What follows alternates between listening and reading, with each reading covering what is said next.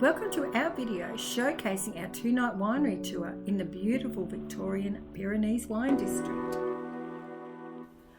Well, hello, I'm Rhonda. And I'm Andrew. And welcome to our travel vlog. Yes, and welcome. And today, rather than doing our video based on cruising, Yes, what are we doing? we're showing our second favourite hobby, which is drinking. Drinking wine, quality wine. and visiting wineries. Of course, and visiting wineries. So in this video, we enjoy a 3-day, 2-night adventure with our friends Paul and Robyn in the amazing Pyrenees wine district. Yeah. This wine region is approximately around about 200 kilometres from Melbourne and is in the western Victorian town of Murrumbel. Murrumbel. Yeah, Murrumbel. Nearly got it. And our trip also included a quick stop at St Anne's Winery. That's right. Our day actually started by picking Paul and Robyn up, who were very excited, waiting for us at their front door.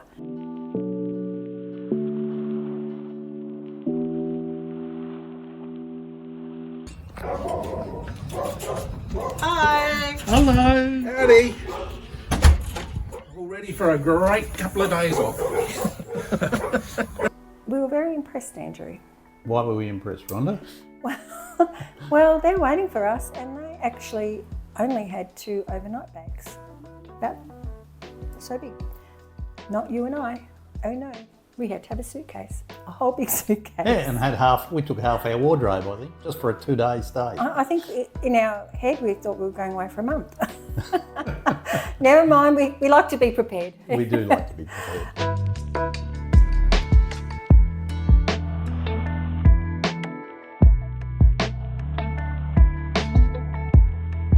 As shown, our first stop was at St Anne's Winery. And a little bit of background about St Anne's Winery. It's a major operation. It was established in 1972 and it has vineyards in 4 locations in Victoria, with total area being 182 hectares, so a big place. It's quite large, yes. And the one that we visited was just the one close to Ballarat. All mainstream varieties are grown, for example, Chardonnay, Shiraz, Cabernet Sauvignon and Merlot. Look, and St Anne's is particularly known for their fantastic range of tawny ports. Which are just so smooth and lovely. Very smooth. At this winery, we partook in a wine tasting, which was comprising of 5 wines, ranging from, of course, the Chardonnay to the Cab Sav to the Shiraz, and we even did try one of their dessert wines, which is really so lovely. Yeah. And anyway, this winery also has a small gift shop and they sell a large range of local produce. That's right. And of course, what we do at every winery we visit, we have to make a purchase. Yeah, well, that's right, because we feel that when you go to a winery and they put on a very nice quality wine tasting well, experience. you want to show your appreciation for spending time with you, don't you? Yeah, so we always yeah. have the attitude we're going to buy a bottle That's of right. wine. And it's always nice anyway, so it's not like it ever goes to waste. No, that's right. Now, this was a really great start to our winery adventure, and we were quite charged with and looking forward to a fantastic few more days. That's right. So back in the car. We made our way to Avoca for lunch now. Avoca is just a short distance from Murrumbel, and it was originally a gold mining town dating back to the 1850s. This town is very small and has a population of 1,200, and the town consists of a pub, 2 bakeries. Very good pub too. Yes, lovely pub. Gift shops, a small supermarket, and not really that much else. No, not much else. It's pretty sleepy. Yeah. So anyway, we had lunch at the Avoca Pyrenees Pie Cafe. For a small country bakery, this bakery offered the most exotic pies consisting of crocodile, kangaroo, Thai chicken and vegetarian. Yes, all those exotic meats. And what did you opt for? Oh, I just had the very plain meat pie. I'm not very You're not brave. very adventurous, are you? I'm not very brave. And you chose to have the crocodile, which you said was absolutely delicious. Well, it is. It was. It was fantastic. Yep. And Paul and Robyn shared their chicken and chips, which they said was also very nice. Yep. Now, Paul actually follows a Facebook page showing the best vanilla slices in Australia. So he was very keen to try this vanilla slice. And he was very impressed, and he actually gave it a thumbs up. Yeah. It was just from Avoca after lunch. It was just a very short drive into Mirrenbell, and our accommodation was in the vineyard called Summerfield Wineries. Yes. And some background on Summerfield. It's owned by the Summerfield family, which they've been growing grapes in the Pyrenees region for 40 years. Yep. They still use the old traditional winemaking methods, and they actually create some absolutely highly regarded and award-winning, deep, hearty red wines. Yes. Not as big as St Anne's, but they do have vineyards totaling about 18 hectares. Which is still quite large. Oh, Still got lots of grapes. Still lots of grapes there. That's right. Look, our accommodation was a 2-bedroom, fully self-contained unit. And we do have a very amateur video showing you around our accommodation. We had some fun making that. Please be a bit forgiving. Arriving at our beautiful apartments at Summerfield Winery. Here's Andrew. Oh, and look who's sitting there too. Robyn. Give us a wave, Robyn, enjoying the sun. Check out these beautiful units. Oh, beautiful. We have a beautiful bathroom just here to the left.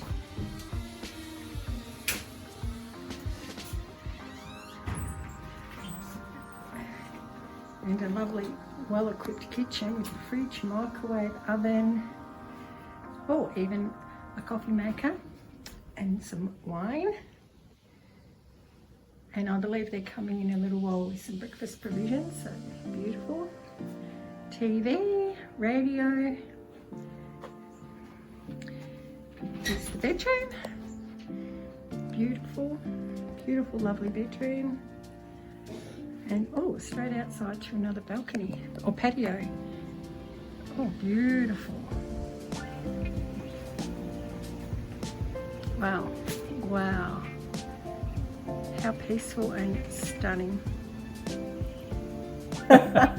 Anyway, look, it was really very comfortable and maybe a tiny bit dated, but not too bad. No, but it's very functional and very clean, and everything worked. Oh, absolutely. Yeah. And continental breakfast was also included, and the best part of breakfast was the fresh baked bread, which is baked daily on their premises. Oh, yes. Smell the bread from the actual bakery part. That bread was still absolutely delicious, and it really didn't even need butter. It was so nice. No, it was magnificent. It was really nice. Summerfield Winery sits on several acres, as we mentioned, and we loved seeing the locals who came out for a visit. Of course, they came especially to see us. Yeah, to greet us.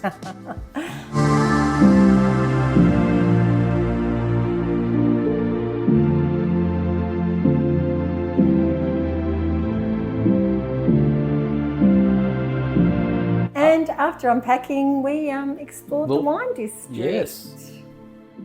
The Pyrenees in Western Victoria is a stunning mountain range where vineyards are nestled at the bottom of some beautiful rolling foothills. Absolutely. Look, it's a relatively small region of just some 20 vineyards, for making it an ideal location to explore the whole area in particular detail. It is really well known for producing absolutely rich red wines. It is red country. That said, we chose to limit our visitations just to a select few wineries. We didn't try to go and do the whole 20. No, that's right. We decided to do 2 or 3, but do them well. Like, be there for a long time and really appreciate their winemaking skills and their wines. And the experience of the cellar door. That's right. And they're actually, the ambience of of the cellar door. That's right. Yeah, so that was good. Yeah. So where did we go first? Okay, so we all decided to visit Equus Vineyard because none of us had been there before. And there was a sign on the road saying that Equus was closed.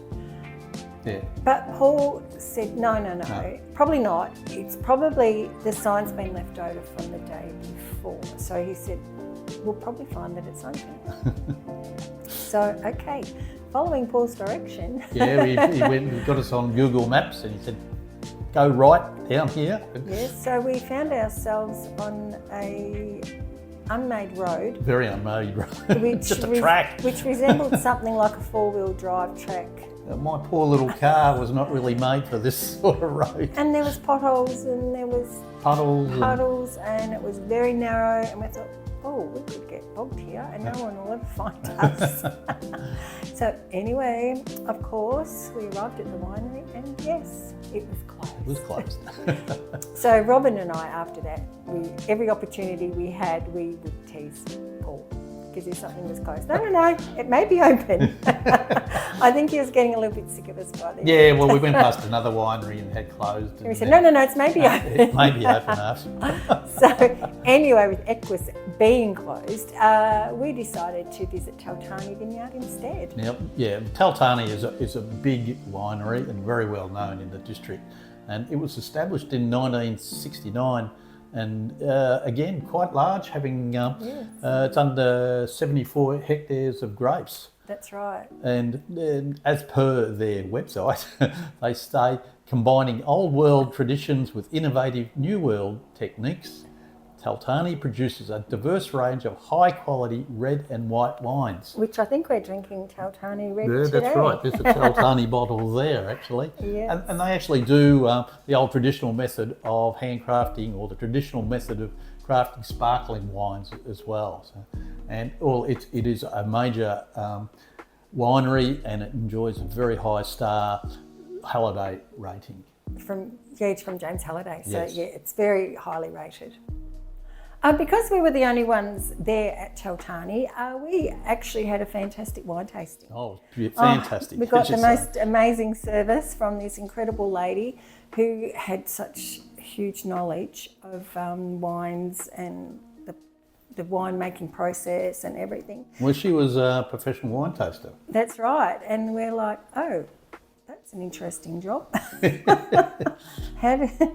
We couldn't do that. No, Anyway, but she talked about some of the strategies she employs. Yeah, they have special strategies so they're not really absorbing any of the alcohol, which, oh, golly. Anyway, never mind.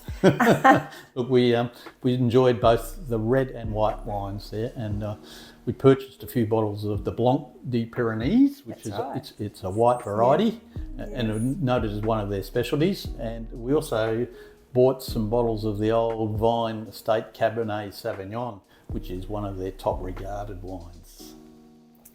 That's right, and that was really nice too. Yeah. So yes, we did purchase a few of those bottles. Anyway, after a very enjoyable time at Taltarni, we were all back in the car. And we made our way back to Summerfield and had pre-dinner drinks in this beautiful surroundings before getting ready for the evening. Well, that's right. It was a magnificent afternoon. The sun was out. It wasn't that hot, but the sun was out. Yeah. And the ambience of the vineyard brought us. So we had to drink a lovely traditional variety of red wine. That's right, and it was very nice. Yeah. I think we might have even had 2 bottles. Could have too. Maybe. But dinner, we decided we'd go to the Avoca pub. We'd arranged to meet some friends, Mick and Jill, who actually live locally. This hotel was built in 1872, and the menu was really typical of the old country pub offering. That's right. Oh, hearty home-cooked type meals. That's right. And I think the herb and parmesan crusted pork schnitzel was an absolute favourite. Oh, no, I had that and I loved it. There's lots of people who had I think ordered you had that. it too. Yeah, it was very nice. Anyway, Mick, being a local, advised us to drive slowly and cautiously back to Summerfield, as there is a very, very serious kangaroo problem. Yeah, they're in plague proportion. They're everywhere, kangaroos. Oh gosh, yes, and they do a lot of damage They do. And we actually did notice many dead kangaroos on the side of the road, which had been hit by cars or even trucks. And look, you always will see one or two maybe dead kangaroos that have been hit, but goodness, I think we saw 15 or 20. Yeah, lots and lots of Yeah, roadkill. they were everywhere. Yeah, so it's a big problem for them at the moment, isn't it? So I don't know how they overcome it. Yep. The next day we enjoyed our continental breakfast, especially the fresh bread. Definitely. Yeah. The plan was for the day was to visit Arat, which is 65 kilometres from Moonabel. This town has got about a population of 8,500, so it's a reasonably large town in the district. And it's actually also an old gold mining town dating back to the mid 1800s. That's right. And before arriving at Ararat, we had planned to visit Horvat Winery. This is a winery that we had been to visit 10 years prior, and we had another couple, Paul and Robyn and another couple. That's right. So 6 of us, and yeah, so we visited this winery 10 years ago. And this Andrew Horvat, very nice man, very friendly, very obliging with his wine tasting. You have a little funny story. Oh, I do have a funny story, but we went there and everything was good. And next minute he says, "Come on, fellas, I have something I want to show you." Yep. And we're like, "Oh, what about us girls?" But no, we weren't invited. So Beauty. so off he goes with the 3 guys, and they were gone for what seemed like an eternity. Yes, down in the underground cellar. And we're sitting there going, "Where are they? Where are they?" And I was just sort of half to be funny, said, "Oh, I hope he hasn't killed them." He was a serial killer, you think? And Robyn goes, "No, he wouldn't have done that." And I said, "Well, he might be a serial killer." And I'm going, "Well, where are they? They've been gone such a long time." So in the end we thought, yeah, they have been gone a long time. So we thought, okay, let's go. We're going to go out looking for them. So we go outside and we're yelling out, "Paul, Andrew, Paul, Andrew." Well, next minute, out from the ground, an underground cellar, come 3 of the drunkest men I have ever seen, or we have ever seen. They, there are no words for how drunk you were. Well, and us 3 girls are like, "Where have they been?" Well, where we'd been was he took us around all these cellars, underground cellars, but he took us to nearly every vat that he had under storage there and gave us a tasting. And and each tasting was like that. Needless to say, that explains why. But I'll tell you what, thoroughly recommend Horvat Winery. Because the wines are very, very nice. Yes. The hospitality is second to none. And you're going to get a decent tasting. Oh, yeah, you'll certainly get a decent tasting. So anybody is contemplating. Absolutely, call in. It's a funny little winery, but please call in. Yeah, It's but unfortunately what happened? Oh, well, he wasn't there. Oh, no, he wasn't there. It was closed. Not maybe open, but closed. Unfortunately, he had to have a funeral. So he was down at a funeral in Melbourne. And but I think in hindsight, it was a blessing. It probably was. Because I think we could have ended We wouldn't have ended up in Ararat. No, I don't know how I think we would have got spent the rest of the day there. Anyway, so we did make our way to Ararat and enjoyed exploring the shops there. Robyn actually bought herself a very nice top. Yeah. And there's really a lovely feeling to Ararat. It's characterised by, it's got many grapevines actually growing in the main streets. Yeah, they're everywhere. It's good. Yeah.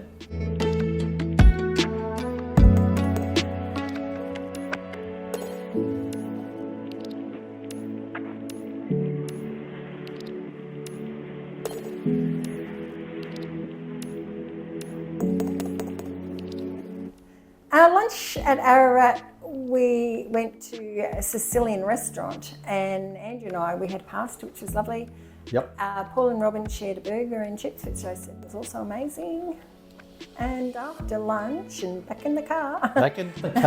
When we decided, I decided Yes, that we would go and visit one of the best wineries in the district. And the name of that winery is Dalwhinnie. And this vineyard was established in 1973 and has acreage of 23 hectares of grapes. And look, it is actually considered a world-renowned producer of some of Australia's most coveted Shiraz, Cabernet Sauvignon and Chardonnay. And they've actually got 2 wines classified in the official top 100 wines in the country. So that's pretty notable. The Eagle Shiraz, which is one of them, and it can always falls within this group of wines.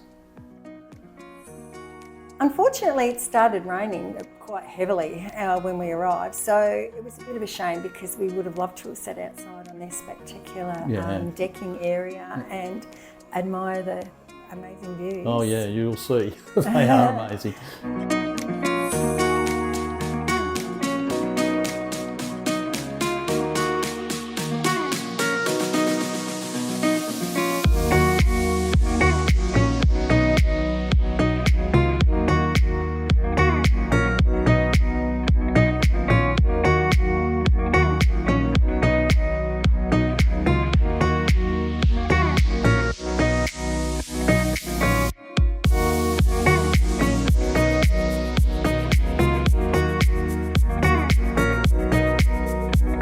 So anyway, we went to the tasting, but that was okay. It was a bit small, but very quaint. And we were served by a lovely lady called Lisa, who is also the cellar door supervisor. Yeah, she was fantastic. Yeah. Really looked after us. She was amazing. So friendly. And again, of course, we were the only ones there, so it was absolutely a terrific wine tasting experience. And the wines comprised Chardonnays, Pinot Noirs, Shirazes, Cabernet Sauvignons, and such the fact that Lisa was that good to us that she let us try some of that famous dalwhinnie Eagle Shiraz. And it retails at $185 a bottle and rated 97 by James Halliday, who we mentioned before, who is, for those who don't in the know, is Australia's foremost wine critic. This Eagle, it would be good as a Grange. Yeah, well, at that rating at 97, Yeah, it was beautiful. Was fabulous. Yeah, Oh, if you ever get the opportunity to go up there and visit dalwhinnie, please ask for the tasting of the Eagle. Yeah. It's really like next level. And she gave good tasting, you know, Yeah, not little, she just did. tiny little things. Yeah, she that's gave. right. Each one was a decent size. Oh, it was good, yeah. So anyway, we were enjoying ourselves Well, it so was much. raining, so we didn't want to leave. So. That's right. We were enjoying ourselves so much, so we thought, oh, let's all buy a glass of our favourite wine that we've tasted there. So we all got our glass of wine and we sat down at this beautiful table. Yeah, she made this beautiful cheese platter Oh, for yeah, us. so, yeah, she did. It was a beautiful cheese platter and, it had everything on it. And Robyn and I going, oh, gosh, when next time we do a cheese platter, we've got to remember to do this and do this. So anyway, say no more. Of course, we purchased many bottles of their fantastic wine. Not the Eagle, No. unfortunately. I would like to have bought half a dozen Eagles would have been Yeah, nice, but it no. would have been nice. Mine, mine, mine, mine.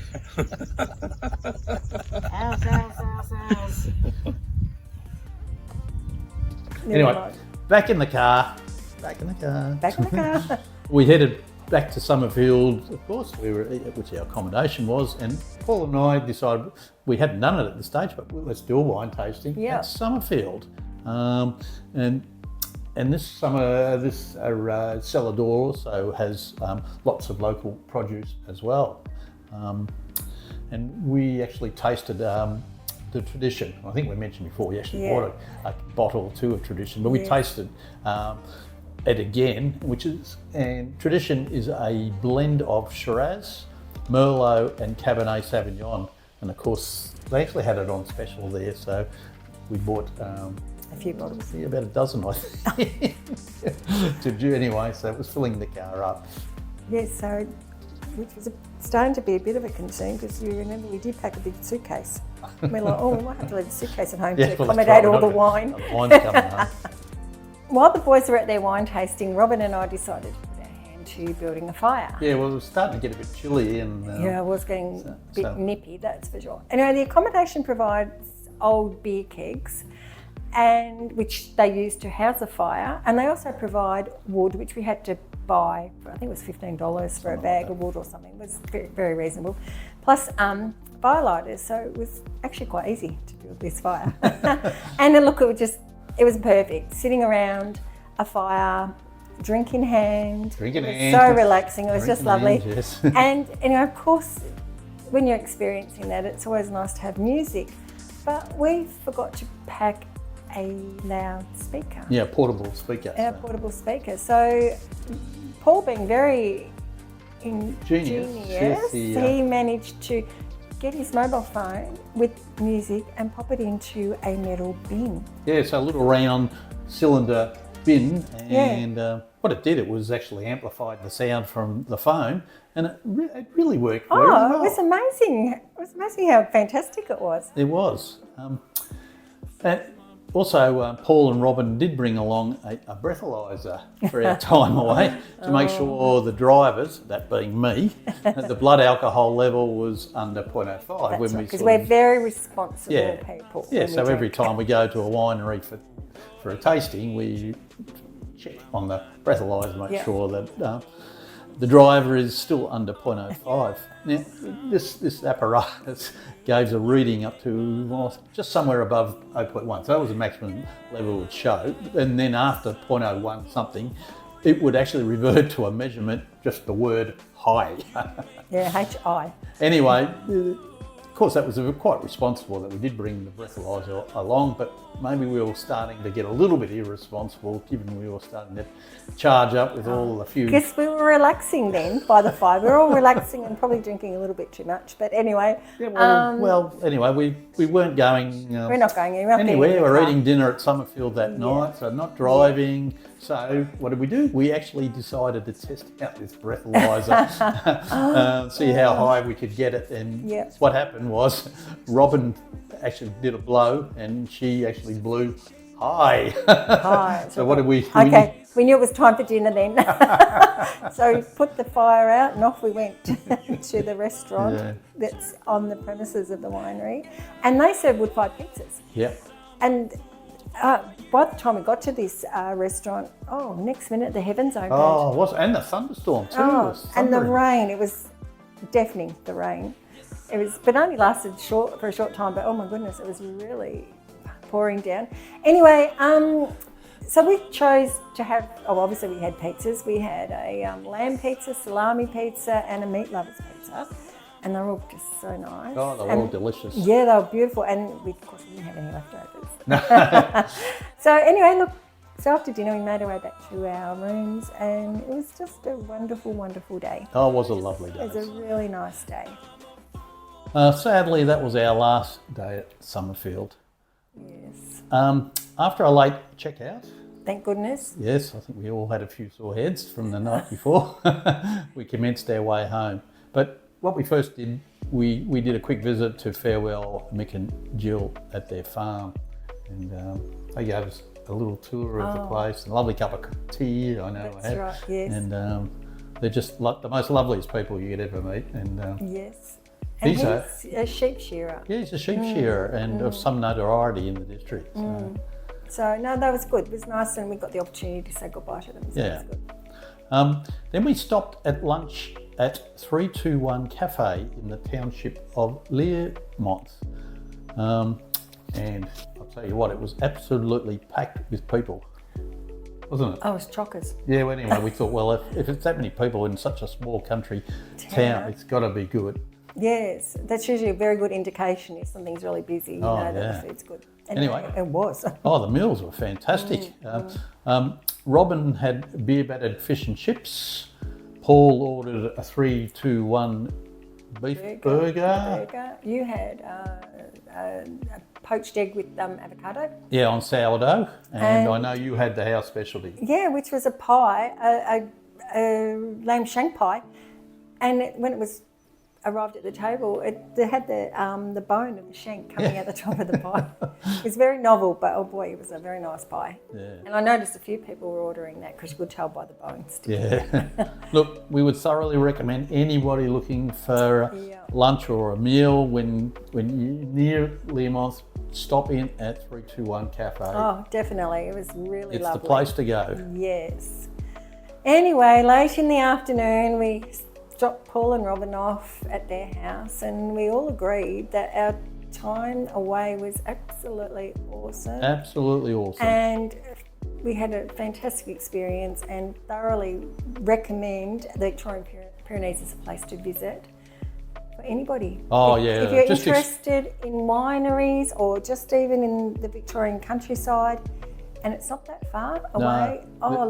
No, it's got some terrific sites. Get in and your car and go. It's only 2 hours from Melbourne, but there's it's fantastic accommodation and of course the remarkable wines in the district. Yes, please. It's a wonderful, wonderful place. And we actually have a very short video to follow this, which details some of our thoughts of our holiday. Well, hello, I'm Rhonda, and this is Andrew, and this is Robyn and Paul, and we've just completed our fantastic winery tour. And what do we all think? Well, to me, Summerfield Winery, you can't go past it. Fantastic accommodation, spacious, comfortable, quiet. The fire pit we had there, enjoyed that immensely. Once we had the fire pit, we then staggered over to the pizzas at their restaurant that night. Beautiful pizzas, homemade, pizza. And their bread. What do you think about their bread for breakfast in the morning? Bread's beautiful. They gave it as part of the breakfast. The continental breakfast. No, couldn't ask for more. So, top marks to Summerfield. Absolutely. Robyn, how about you? Oh, dalwhinnie was my favourite.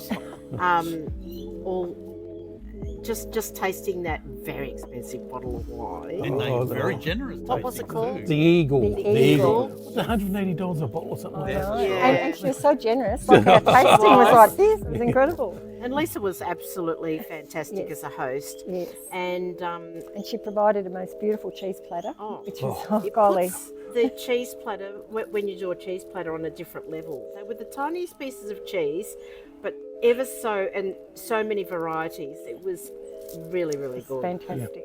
And taltarni too. Remember?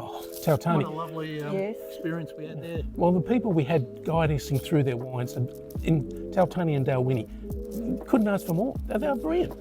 Well knowledgeable. And they're so knowledgeable, weren't they? Fantastic. They were. And that's fantastic. But it was a little funny story though, driving to, was it taltarni? We went off the beaten track a little bit. Oh, that's That was- right. Paul's, That was a four-wheel drive, but we're in a normal stand. Yes, And that winery was closed anyway. So, so we were a little bit Could have been concerned. open. We were a bit concerned we were going to be stuck out there. Well, when you see a closed one, you never know if where they really fared income. It could mean That's that they may be open.